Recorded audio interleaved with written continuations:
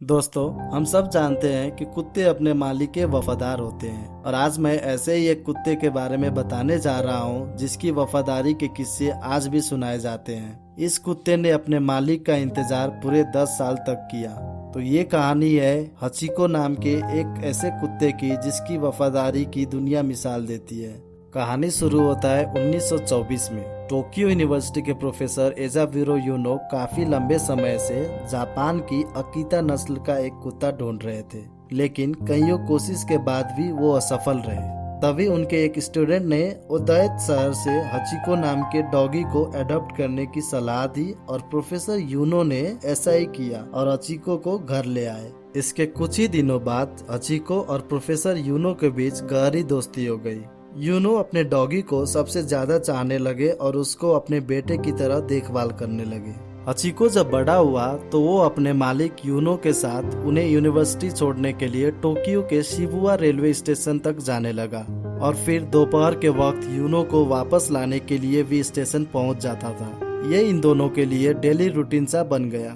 21 मई 1925 के दिन भी हचिको रोज की तरह अपने मालिक यूनो के वापस लौटने का इंतजार करते हुए स्टेशन के बाहर बैठा रहा, लेकिन उस दिन यूनो नहीं लौटे। दरअसल प्रोफेसर यूनो सेरेब्रल हेमरेज यानी कि ब्रेन हेमरेज से जूझ रहे थे और 21 मई के दिन यूनिवर्सिटी में काम के दौरान अचानक उनकी मौत हो गई। जब प्रोफेसर यूनो नहीं लौटे तब हचिको को यूनो के मालिक घर लेकर आया, लेकिन इसके बाद भी हचिको रोज स्टेशन जाकर अपने मालिक के लौटने का इंतजार करने लगा और ये सिलसिला चलता रहा। सुबह शाम जब भी प्रोफेसर की ट्रेन आती वो देखने जाता और फिर वापस चला आता।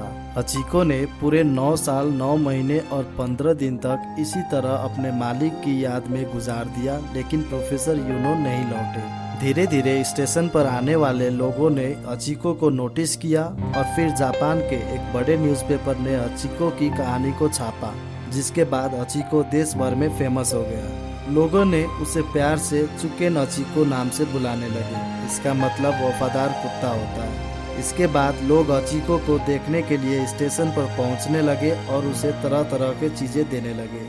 1934 में शिबुया ट्रेन स्टेशन पर हचिको की पित्तल की मूर्ति लगा दिया गया और मूर्ति का उद्घाटन एक बड़ी फंक्शन की तरह किया गया, जिसमें खुद हचिको मुख्य अतिथि था। लेकिन दूसरे विश्व युद्ध के समय जब सेना को पित्तल की जरूरत पड़ी तब हचिको की मूर्ति को गला दिया गया और फिर 1948 में हचिको की मूर्ति दोबारा बनाया गया। पहली बार जिस मूर्तिकार ने हचिको की मूर्ति बनाई थी उसके बेटे ने ही दोबारा हचिको का मूर्ति बनाया। तब से लेकर आज तक ये मूर्ति वैसे ही है। अंत में मार्च 1935 में हचिको ने टर्मिनल कैंसर रोग की वजह से इस दुनिया को अलविदा कर दिया और मौत के समय भी हचिको रेलवे स्टेशन के आसपास ही था। हालांकि हचिको की मौत की वजह टर्मिनल कैंसर है, ये बात 2011 में पता चली। हचिको की समाधि उसके मालिक प्रोफेसर यूनो की समाधि के बगल में ही बनाई गई है। 1987 में जापान में हचिको के ऊपर हचिको मोनोगैटरी नाम से फिल्म भी बनाई गई। फिर 2009 में हॉलीवुड ने भी हचिको के ऊपर फिल्म बनाया जिसका नाम हचिको ए डॉग्स टेल रखा गया। इंडिया में भी हचिको के ऊपर फिल्म बन चुकी है जिसका नाम टॉमी है। यह फिल्म तेलुगु में बनी थी। दोस्तों, आप लोगों को हचिको की वफादारी की कहानी कैसे लगी कमेंट करके जरूर बताएं।